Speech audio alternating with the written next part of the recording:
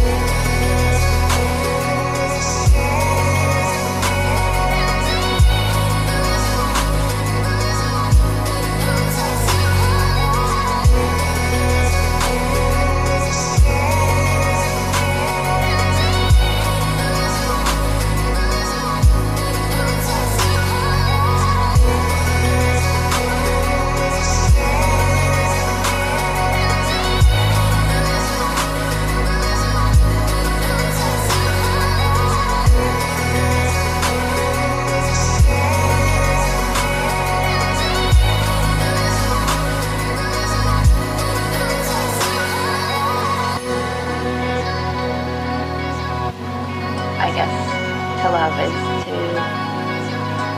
that's the whole spectrum of life right there. And love is a focal point for humans, like from birth to death, sort of what we're here for in a lot of ways, for love and interaction with other people and self-love and loving others and getting to a place where you're not afraid of who you are, and you can open up and sort of, it's just an ecstatic expression